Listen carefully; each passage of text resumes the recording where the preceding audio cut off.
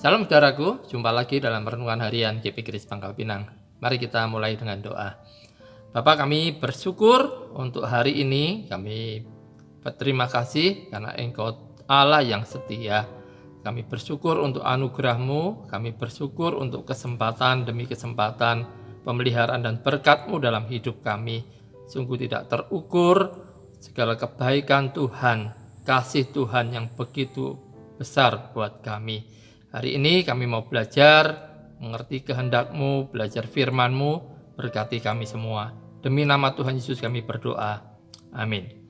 Saudara, kita akan melanjutkan untuk pembahasan tentang pencobaan. Pada pertemuan yang kedua ini kita akan belajar jenis pencobaan yang kedua, yaitu dari iblis, pencobaan untuk maksud yang jahat.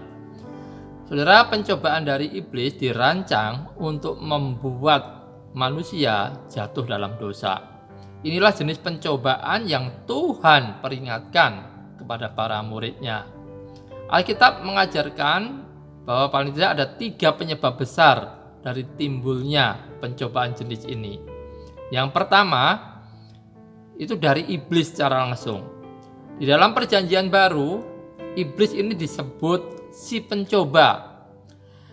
Matius 4 ayat 3, lalu datanglah si pencoba dan berkata kepadanya, jika engkau anak Allah, perintahkanlah supaya batu-batu ini menjadi roti.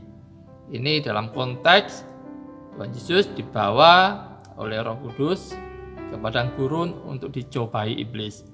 Di sini iblis ini disebut dengan sebutan si pencoba. Iblis akan mencobai setiap orang percaya agar jatuh dalam dosa. Ya, contohnya dengan menaruh pikiran-pikiran yang jahat atau hujat ditanamkan ke dalam benak orang-orang percaya. Pernahkah muncul dalam pikiran saudara untuk meragukan realitas Allah atau kebenaran firman-Nya? Atau pernahkah muncul dalam pikiran saudara hal-hal yang jahat? Iblis seringkali melakukan hal tersebut. Pencobaan jenis ini yang disebut dengan panah api dari si jahat dalam Efesus 6 ayat 16. Yang kedua, yaitu dari dunia.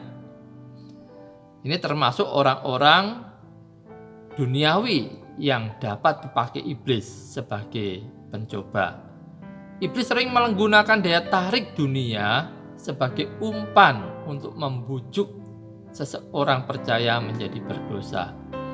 Ingat ketika iblis mencobai Tuhan Yesus dalam Matius 4 tadi, dia menggunakan kerajaan-kerajaan dunia ini sebagai umpannya. Ingat Petrus, dia dicobai melalui seorang pelayan perempuan. Akhirnya dia menyangkali Tuhannya. Dunia dan segala hal dan manusia di dalamnya dapat menjadi sumber pencobaan yang tak henti-hentinya bagi orang percaya. Sumber pencobaan yang ketiga yaitu dari keinginan daging kita sendiri. Yakobus 1 ayat 14, tetapi tiap-tiap orang dicobai oleh keinginannya sendiri, karena ia diseret dan dipikat olehnya. Ada kalanya iblis mencobai seseorang melalui keinginan-keinginan dalam diri kita. Iblis mencobai Yudas untuk mengkhianati Tuhannya dengan menggunakan kedua jenis bantuan dari dunia dan dari keinginan Yudas sendiri. Dari dunia, iblis memakai orang Farisi, memakai imam-imam kepala, dan uang 30 keping perak. Dari keinginan Yudas sendiri. Yudas ini adalah seorang yang punya sifat tamak. Jadi jenis pencobaan yang digunakan iblis itu selalu merupakan upaya untuk menjatuhkan, membujuk, menipu orang percaya untuk jatuh dalam dosa. Seseorang akan dibuat untuk mengabaikan kewajiban yang Allah berikan kepadanya.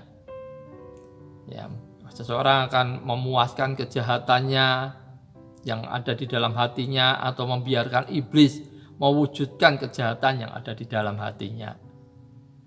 Nah, pelajaran pertama, saudara, kita harus terus-menerus berjaga-jaga atau waspada terhadap pencobaan ini.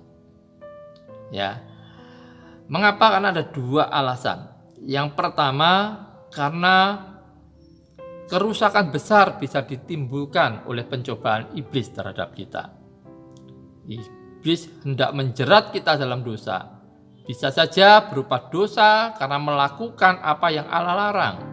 Bisa juga berupa dosa karena tidak melakukan apa yang Allah perintahkan. Bisa berupa dosa kedagingan yang bisa dilihat kasat mata, orang lain bisa melihatnya. Bisa juga berupa dosa dalam pikiran yang hanya bisa dilihat oleh Allah. Apapun bentuk dosanya, kita tidak pernah boleh lupa bahwa tujuan pencobaan semacam itu adalah untuk merusak kerohanian kita. Yang kedua, karena banyak cara yang dapat iblis gunakan untuk menyerang kita. Intinya, apapun yang bisa menghalangi kita dari melakukan kehendak Allah harus kita anggap sebagai pencobaan.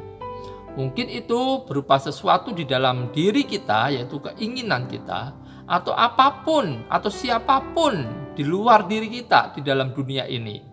Jadi apapun yang mendorong kita untuk berdosa adalah suatu jenis pencobaan. Hampir semua keinginan yang kita miliki itu dapat menjadi sumber pencobaan. Ini yang harus diwaspadai, saudara sekalian. Bahkan keinginan-keinginan yang sepertinya baik, sepertinya netral. Kehidupan yang mudah, punya komunitas, pergaulan yang luas, standar hidup yang baik, dan lain sebagainya. Semua itu tidaklah salah. Namun demikian, semua hal ini bisa menjadi sumber pencobaan yang berbahaya dan sulit untuk dilawan. Maka kita perlu belajar untuk waspada terhadap pencobaan-pencobaan dari sumber-sumber semacam itu. Kita perlu hati-hati terhadap pencobaan-pencobaan semacam itu, sama seperti kita waspada terhadap pencobaan-pencobaan yang menyebabkan kita berdosa secara terang-terangan. Jika kita gagal melakukan kewaspadaan ini, maka berarti kita sedang berada lebih dekat di ambang kejatuhan tanpa kita sadari. Untuk itu, mari kita selalu hidup di dalam kewaspadaan terhadap iblis dengan tipu dayanya. Semua hal yang dapat digunakan iblis untuk menjatuhkan kita dalam dosa harus kita waspadai. Amin. Tuhan Yesus memberkati. Sampai jumpa lagi.